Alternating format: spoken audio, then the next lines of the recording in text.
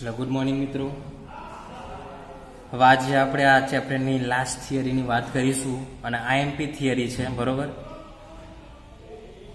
થિયરીનું નામ છે van the graph generator. થિયરીનું નામ શું હોય? IMP theory. ઘણી વખતે 2 માર્કમાં 3 માર્કમાં પૂછાઈ ગયેલી છે. થિયરીનું નામ છે વાન ધ ગ્રાફ જનરેટર. મતલબ વાન ધ ગ્રાફ જનરેટર એક સાધન, એના વિશે આપણે ભણવાનું છે, એના વિશેની થિયરી છે, બરાબર. હવે વાન ધ ગ્રાફ જનરેટર એટલે શું અને કઈ રીતે ઉપયોગી અને શા માટે આપણે ભણવાની જરૂર પડી? તો આ એક એવું સાધન હ કે જેનાથી ઊંચું વોલ્ટેજ મેળવી શકાય. પહેલાં તો આપણે ઉપયોગ જોઈ લેવાનો. ઉપયોગ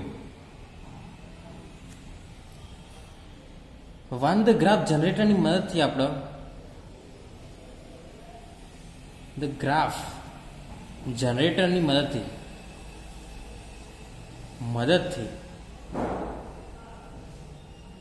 ખૂબ જ વધારે, એટલે કેટલો? 10⁶ એટલે કે 10 લાખ વોલ્ટેજ જેટલો વિદ્યુત સ્થિતિમાન મેળવી શકાય, જેટલો વિદ્યુત સ્થિતિમાન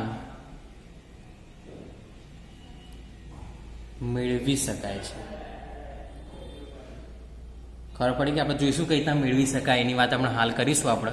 પણ આટલું વિદ્યુત સ્થિતિમાન બરોબર મેળવી શકાય. હવે આટલું વિદ્યુત સ્થિતિમાન મેળવીને આપણું શું કોમ? આટલું વિદ્યુત સ્થિતિમાન મેળવીને આપણે કયા કોમમાં આવશે આટલું? તો હું તમને કહી દઉં,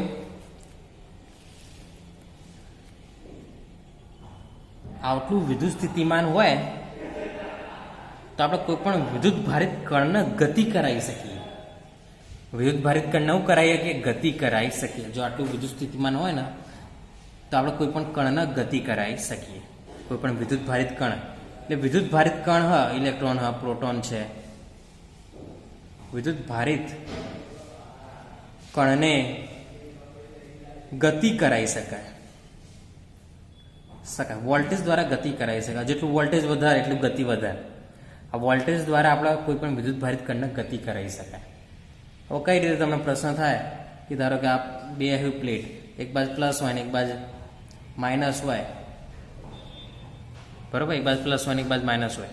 વચ્ચે તમે આટલા ઇલેક્ટ્રોન લાઈન મેળ દો, શું થાય? ઇલેક્ટ્રોન ઋણથી અપા કરશે ને ધન તરફ જાય, એટલે ઓમ ગતિ કરશે. પણ જો હું આ પ્લસ એકદમ વધારી દઉં અને આ માઇનસ એકદમ વધારી દઉં તો ઇલેક્ટ્રોનની ઝડપ વધી જશે, કારણ કે વધારે ખેંચશે. આવું કરશે, આ પ્લસ વિદ્યુતભાર વધારે ખેંચશે અને આ ઋણ વિદ્યુતભાર વધારે ધકેલશે, વધારે અપા કરશે અને આ વધારે આકર્ષશે. તો આના લીધે આ જે ઇલેક્ટ્રોન હ એ ખૂબ જ વધારે સ્પીડથી ગતિ કરશે. જેમ જેમ ધન અને ઋણ વધારે તેમ તેમ સ્પીડ વધારે. હવે જેમ જેમ ધન અને ઋણ વધારે તેમ તેમ વોલ્ટેજ વધારે.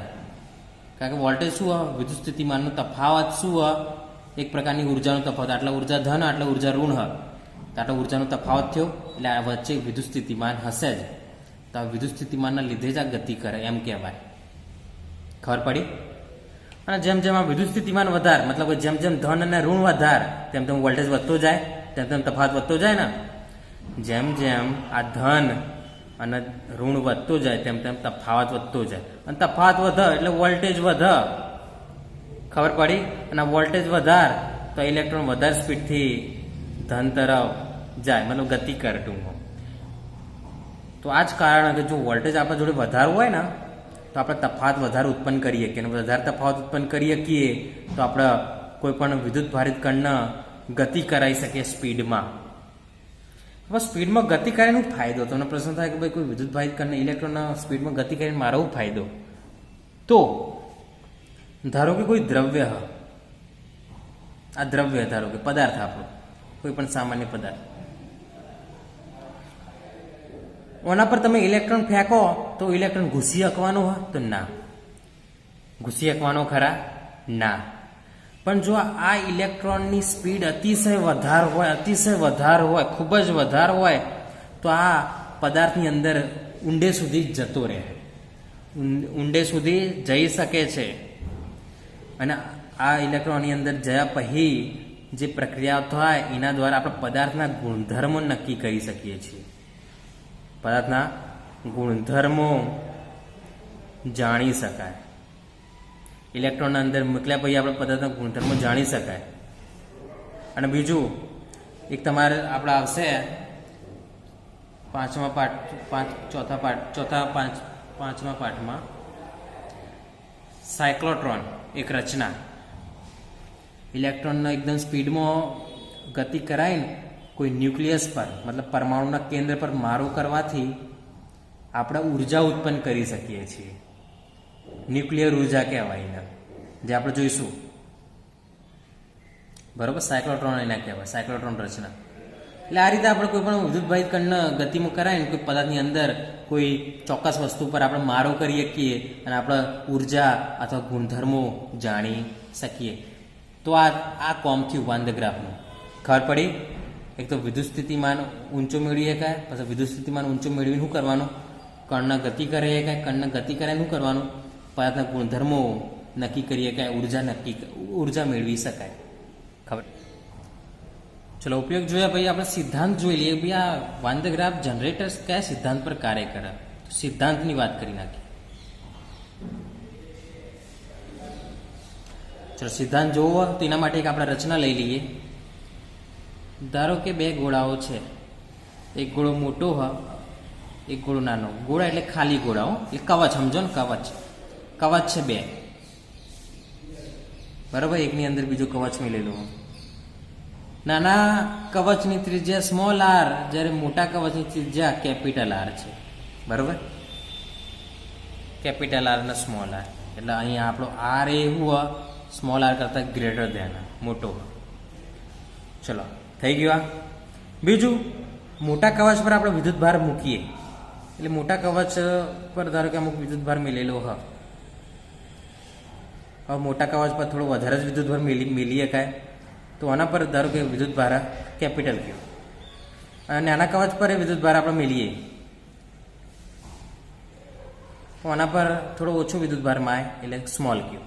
બરાબર, સ્મોલ ક્યુ ને કેપિટલ ક્યુ. ચલો, ખબર પડી ગઈ આટલી વાત. હવે વિદ્યુત ભાર વિદ્યુત ભારિત ગોળા તો વિદ્યુત સ્થિતિમાન ઉત્પન્ન કરશે. તો હા, તો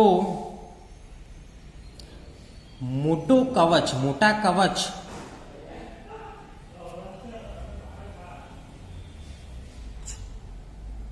પર ઉત્પન્ન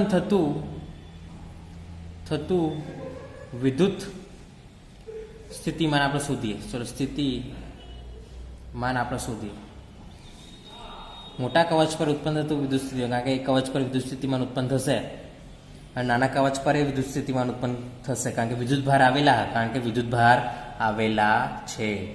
ચલો, મોટા કવચ પર ઉત્પન્ન થતું વિદ્યુત સ્થિતિમાન શોધવું આપણે, જેને આપણે કહીએ વીઆર, કેપિટલ આર કહીએ, કેમ કે આપણે મોટા કવચની વાત કરી રહ્યા છીએ. ચલો, મોટા કવચ દ્વારા પહેલાં તો એના પોતાના વિદ્યુત ભાર દ્વારા ઉત્પન્ન થાય કે ના થાય? તો એના પોતાના વિદ્યુત ભાર દ્વારા ઉત્પન્ન થતું વિદ્યુત કે ક્યુ અપોન કેપિટલ આર.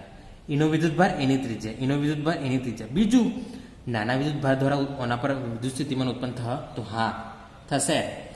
વિદ્યુત સ્થિતિમાન ઉત્પન્ન કરશે આ નાનો વિદ્યુત ભાર પણ મોટા કવચ પર વિદ્યુત સ્થિતિમાન ઉત્પન્ન કરશે.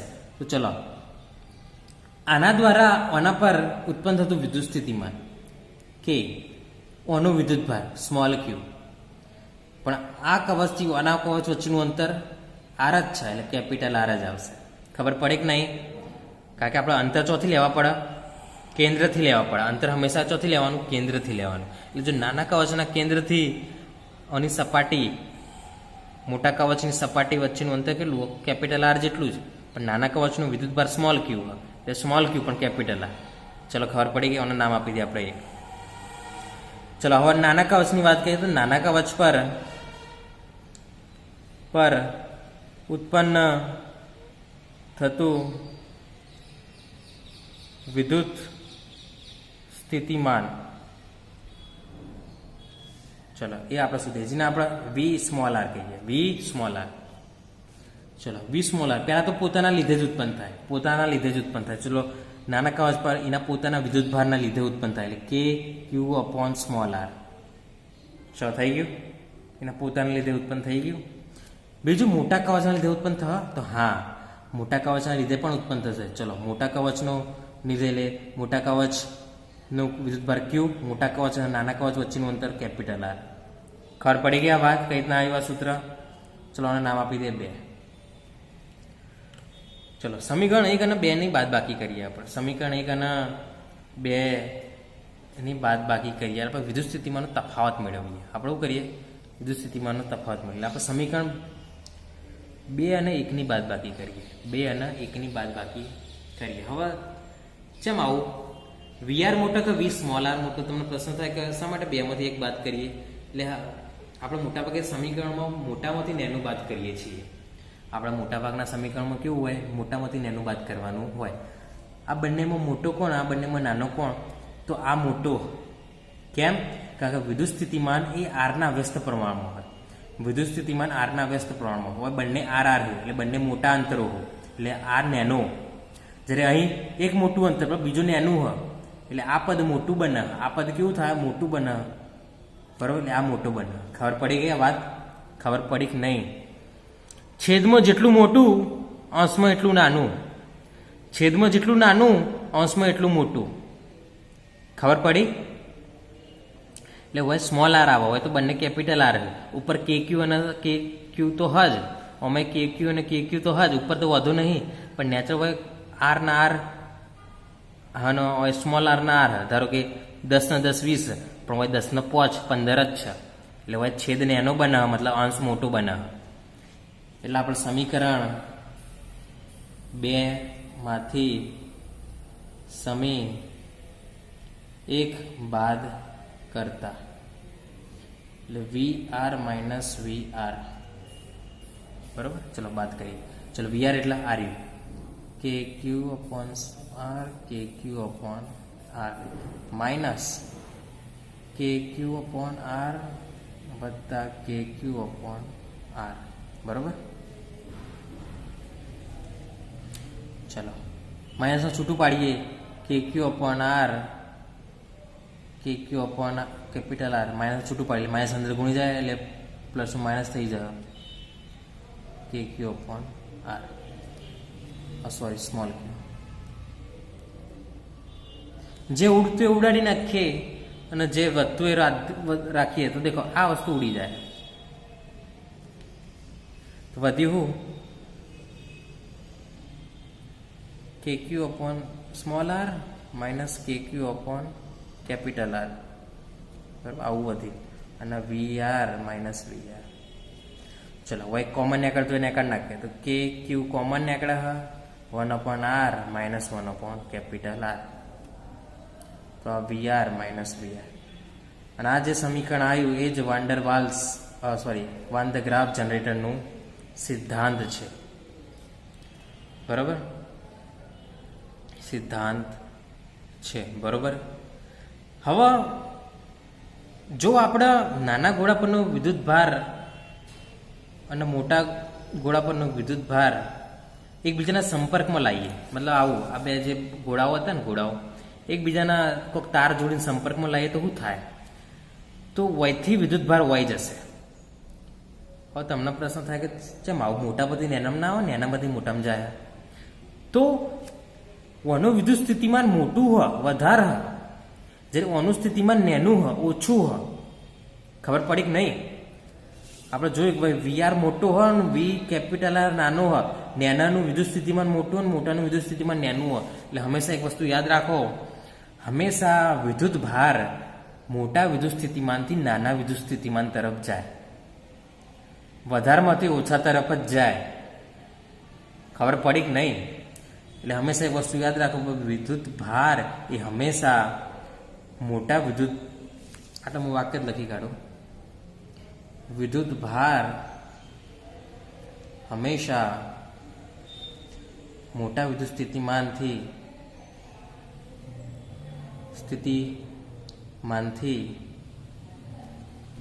નાના વિદ્યુત સ્થિતિમાન તરફ જાય. હવે આપણને ખબર હોય વી આનું વિદ્યુત સ્થિતિમાન મોટું અને આનું વિદ્યુત સ્થિતિમાન નાનું હોય એટલે નાનાનું વિદ્યુત સ્થિતિમાન મોટું અને મોટાનું વિદ્યુત સ્થિતિમાન નાનું હોય એટલે આપણે જો આના બે સંપર્કમાં લાવીએ ને તાર દ્વારા, પછી તાર જોઈન કરી નાખે તો વયથી વિદ્યુતભાર વહી જશે, વયથી વિદ્યુતભાર વહી જશે. હવે જો આપણે કોઈક રીતે આ બેના સંપર્ક લાઈન આના પરનો વિદ્યુતભાર વધારતા જઈએ, નાના પરનો વિદ્યુતભાર વધારતા જઈએ તો મોટા પરનો વિદ્યુતભાર વધતો જશે. ખબર પડી કે નહીં? જો આપણે નાના કવચ અને મોટા કવચ વચ્ચે સંપર્ક લાવીને નાના ગોળા પરનો વિદ્યુતભાર કંઈક રીતે વધારતા જઈએ તો મોટા પરનો વિદ્યુતભાર પણ વધતો જશે. હવે એક સમય એવું થાય એટલો બધો વિદ્યુતભાર આવી જતો રહે ને, મોટા પર એટલો બધો વિદ્યુતભાર જમા થઈ જશે ને, બરાબર, એટલો બધો વિદ્યુતભાર જમા થઈ જશે ને તો વિદ્યુત સ્થિતિમાન મોટો ઉત્પન્ન થઈ જશે. ખબર પડી ગઈ? વિદ્યુત સ્થિતિમાન આનો વધી જશે, કારણ કે વિદ્યુતભાર વધે તો વિદ્યુત સ્થિતિમાન વધે. તો આપણે કંઈક કરીને આના પર વધારે વિદ્યુત સ્થિતિમાન લાવવો હોય તો કરીને આપણે વધારે વિદ્યુતભાર જમા કરવો પડે. જો આપણે સીધી રીતે જમા કરીએ તો વધારે ભેગો ના થાય. ખબર પડી ગઈ? આપણે બહારથી ઇલેક્ટ્રોન પ્રોટોન લાઈન જો આપણે સીધી રીતે વિદ્યુતભાર જમા કરીએ ને તો ના થાય, પણ આ રીતે તફાવત સર્જીને આપણે વધારે ભેગો કરી શકીએ છીએ મોટા ગોળા પર, મોટા કવચ પર. ખબર પડી ગઈ આ વાત? તો આના માટે એક રચના, આ સિદ્ધાંત આપણે જોઈ લીધો. તો આના માટે એક રચના, તો રચનાની વાત કરી નાખે. રચના હું આટલા આકૃતિ દોરું, રચનાની આકૃતિ હું અહીં દોરું છું, જે તમારા ચોપડીમાં આલેલી જ છે. તો કંઈક આવી રચના આપણા વાન ધ ગ્રાફ જનરેટરની જ રચના ટૂંકમાં. તો જોતા રહેજો. આપણો મોટો ગોળો, બરાબર દેખાય ને તમે? ટોચે મોટો ગોળો આપણો.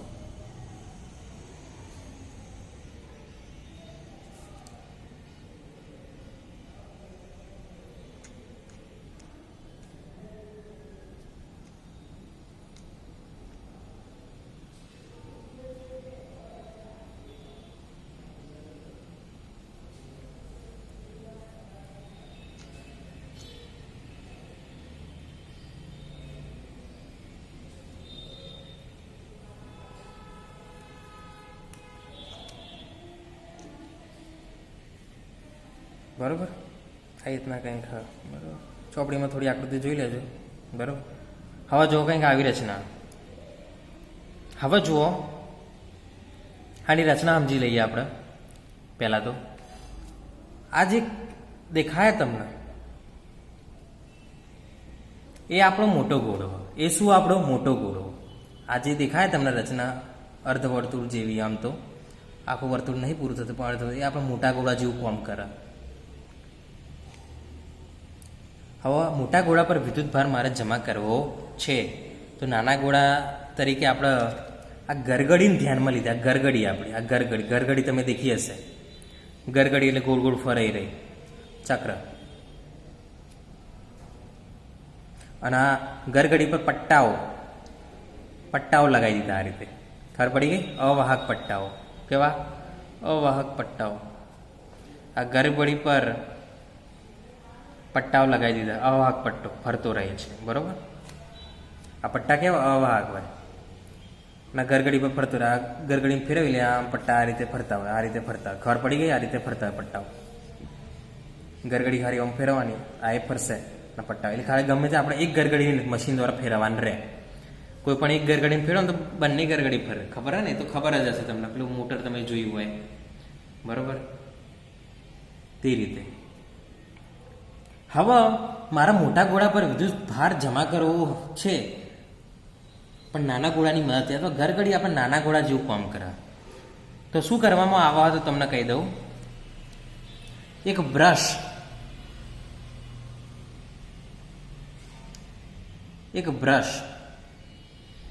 એટલે ગરગડીના સંપર્કમાં રાખવામાં આવે.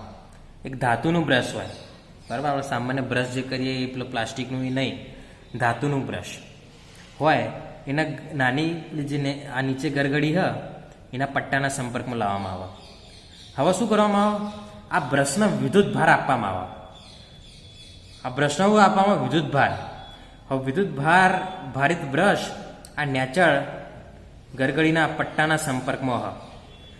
બરાબર, હવે પટ્ટો તો ફરવાનો, આ પટ્ટો તો આમ ફરવાનો, આમ જવાનો, આમ જવાનો. પટ્ટો ફરશે એટલે હંગાત આ પટ્ટા હંગાત વિદ્યુત ભાર પણ ઉપર જશે, ઉપર જશે, ઉપર જશે, ઉપર જશે, ઉપર જશે. હવે આટલા પહોંચ્યો, પણ મારે આટલા નહીં પહોંચાડવાનો, વયથી વય પહોંચાડવાનો, મારે વયથી મોટા ગોળા પર પહોંચાડવાનું. તો પાછું એક બ્રશ આટલે ગોઠવી નાખવાનું, જે શું કરશે, આ પટ્ટા હંગાત જે વિદ્યુત ભાર આવ્યો એને આ મોટા ગોળા પર પહોંચાડશે. ખબર પડી ગઈ આખી રચના. નેચરથી આપણે વિદ્યુત ભાર આપવાનું, ગરગડી દ્વારા ઉપર જઈને મોટા ગોળાના આલે વિદ્યુત ભાર. તો આ રીતે વિદ્યુત ભાર મોટા ગોળા પર જમા થયા કરશે, થયા કરશે, થયા કરશે, થયા કરશે. અને એક સમય એટલો બધો વિદ્યુત ભાર જમા થઈ જશે, એટલું બધું વિદ્યુત સ્થિતિમાન ઉત્પન્ન થઈ જશે 10 લાખ વોલ્ટેજ જેટલું. બસ આપણે એનો ઉપયોગ કરી શકીએ. ચલો, ખબર પડી ગયા તમને? તો આ પટ્ટો ખૂબ જ મહત્વનો, વિદ્યુત ભારિત. આને આપણે બ્રશ કહીશું. શું કહીશું? બ્રશ. આ બ્રશ અને આ પટ્ટો આપણા કોમનું. પટ્ટો અવાહક, બરાબર? પટ્ટો કેવો? અવાહક છે. અને પુલી અથવા ગરગડી દ્વારા પટ્ટો ઉપર જાય અને વિદ્યુત ભાર પણ લેતો જાય અને આ બ્રશ દ્વારા પાછા વિદ્યુત ભાર મોટા ગોળા પર જમા થાય છે. બરાબર? તો આ થઈ આપણી રચના. રચનાનું વર્ણન મેં કરી કાઢ્યું.